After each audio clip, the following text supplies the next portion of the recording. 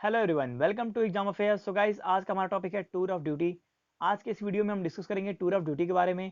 जो नई नोटिफिकेशन 18 मई की आई है उसके अकॉर्डिंग टूर ऑफ ड्यूटी में और नई नई कौन सी चीज़ें हैं जो इंप्लीमेंट की जाएंगी। लेकिन उससे पहले मैं आपको बता दूं, अगर आप किसी भी कॉम्पिटेटिव एग्जाम की प्रिपरेशन कर रहे हैं तो हमारे चैनल को जरूर सब्सक्राइब कीजिए, बिकॉज हम डेली मॉर्निंग में आपको बेस्ट करंट अफेयर्स प्रोवाइड कराते हैं।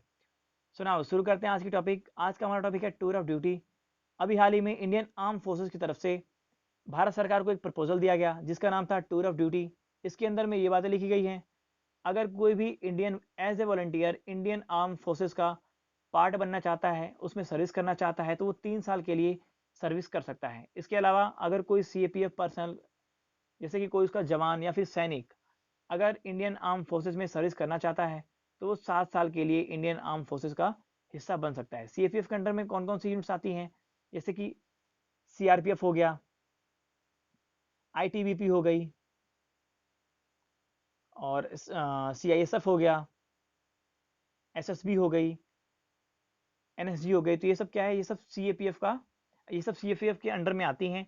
अगर इनका कोई भी जवान या फिर कोई ऑफिसर इंडियन आर्म फोर्सेस में सर्विस करना चाहता है तो वो 7 साल के लिए इंडियन आर्म फोर्सेस का हिस्सा बन सकता है। 7 साल का ड्यूरेशन कंप्लीट करने के बाद वो वापस अपने सेम यूनिट को दोबारा ज्वाइन कर सकता है। अब यहाँ पे एक क्वेश्चन आता है कि इसकी जरूरत क्यों पड़ी, ये प्रपोजल लाया क्यों गया।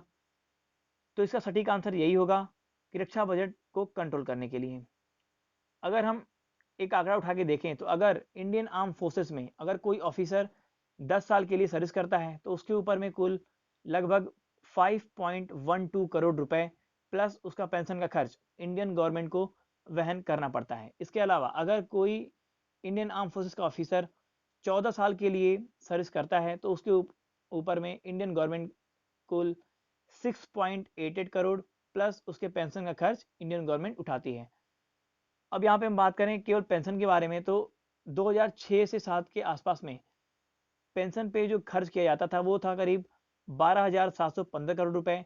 लेकिन आज के टाइम पे 2020-21 को जो पेंशन बजट पेश किया गया है उसके अंडर में ये बातें लिखी गई हैं, ये बजट पेश किया गया है कि 1,33,825 करोड़ रुपए करीब केवल पेंशन पे खर्च करने के लिए ये बजट में पेश किया गया है, जो कि टोटल मिनिस्ट्री ऑफ डिफेंस का जो बजट है उसका 28.4% होता है। लेकिन अगर हम बात करें, ये तो था केवल पेंशन का जो कि 28.4% बनता है। लेकिन अगर पेंशन और सैलरी दोनों की बातें करें तो मिनिस्ट्री ऑफ डिफेंस के टोटल बजट का 57% बनता है।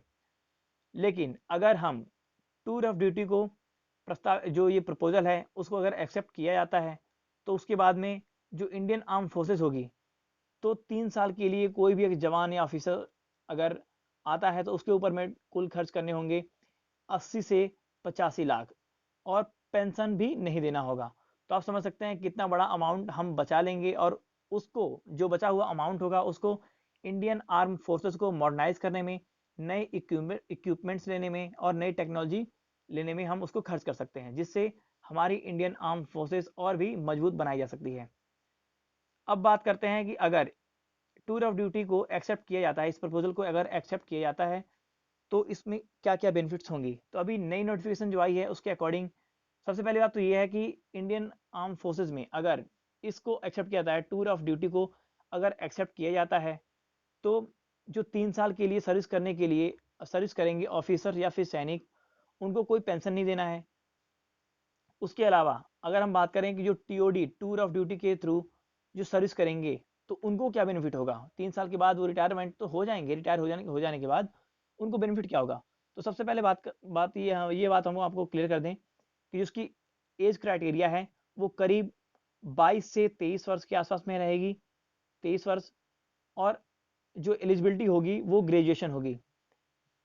लेकिन इसके बाद अगर आप टूर ऑफ ड्यूटी के थ्रू 3 साल की ड्यूटी देने के बाद अगर आप दोबारा मास्टर्स करना चाहते हैं या फिर किसी भी उच्च संस्थान में कोई प्रोफेशनल कोर्स करना चाहते हैं तो आपके लिए पहले से ही वहाँ पे आरक्षित कुछ सीटें होंगी। इसके अलावा अगर आप लोगों के मन में ये क्वेश्चन अराइज हो रहे हैं कि अगर वहाँ पे शहीद हो गए 3 साल के अंदर में, जो हम टूर ऑफ ड्यूटी के अंदर में अगर हम सर्विस कर रहे हैं इंडियन आर्म फोर्सेस में और हम शहीद हो जाते हैं तो उसके बाद क्या हमें मिलेगा, हमारे फैमिली को क्या बेनिफिट मिलेगी। तो उसके लिए जो अभी तक अभी तक के जो परमानेंट कमीशन और फिर जो शॉर्ट सर्विस कमीशन के थ्रू जो रिक्रूटमेंट होती रही है, उन लोगों को जो शहीद होने के बाद जो फैसिलिटीज़ मिलती है, उनके फैमिली को जो फैसिलिटीज़ मिलती है, same facilities tour of duty के थ्रू भी ज्वाइन करने वाले सैनिक या फिर ऑफिसर के फैमिली को भी मिलेगी।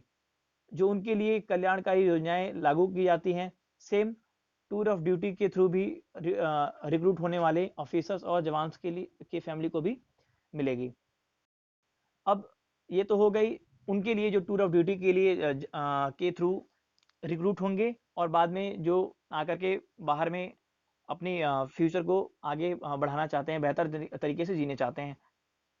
लेकिन अगर हम बात करें इंडियन आर्म फोर्सेस की, तो अभी इंडियन आर्म फोर्सेस ने जो इसमें सीएपीएफ के लिए एक जो बातें कही गई है कि अगर 7 साल के लिए वो सीएपीएफ का कोई भी ऑफिसर या फिर जवान आकर के इंडियन आर्म फोर्सेस में अपनी सेवाएं दे सकता है। तो इससे इंडियन आर्म फोर्सेस को क्या बेनिफिट होगा?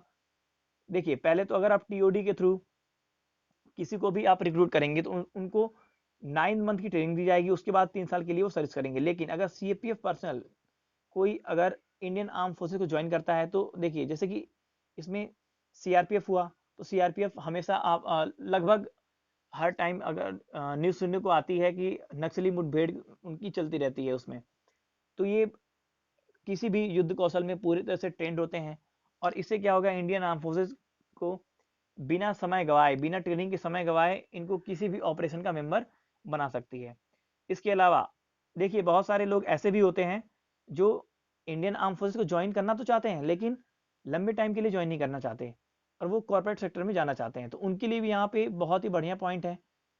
देखिए, अगर आप टूर ऑफ ड्यूटी के थ्रू इंडियन आर्म फोर्सेस का हिस्सा बनते हैं तो आपको जो प्राइवेट कंपनियां हैं वो आपको प्रेफरेंस देगी। अभी हाल ही में महिंद्रा कंपनी ने ये अनाउंसमेंट किया है कि अगर कोई भी कैडेट टूर ऑफ ड्यूटी के थ्रू इंडियन आर्म फोर्सेस में सर्विस करता है तो उसको वो सबसे पहला प्रेफरेंस देगी।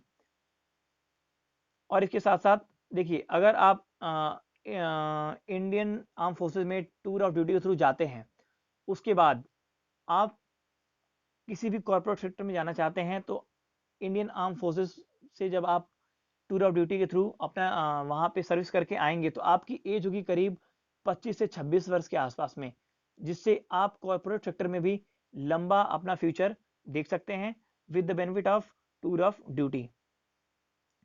इसके अलावा अगर बात करें हम भर्ती प्रोसीजर की, तो इसकी जो रिक्रूटमेंट की प्रोसीजर वो क्या होगी, तो सबसे पहले बात कर लें कि जो अभी ये जो नोटिफिकेशन है उसके अकॉर्डिंग तो यही कही गई है कि अभी जो भर्ती होगी उसमें 100 सीट होगी ऑफिसर्स के लिए और 1000 पद होगा सैनिक के लिए।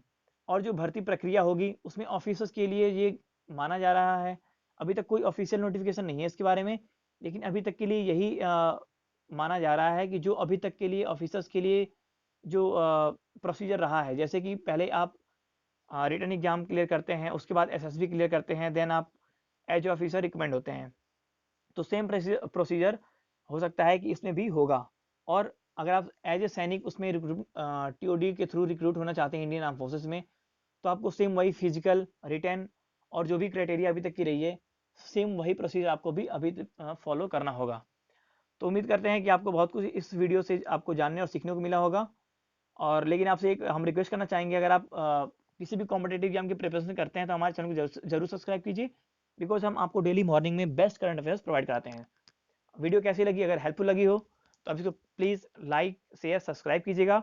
और वीडियो से रिलेटेड कोई भी सुझाव होगा तो आप सुझाव या फिर कोई क्वेश्चन होगा तो आप कमेंट बॉक्स में जरूर करके कमेंट करके पूछिएगा, हम आपका आंसर जरूर देंगे।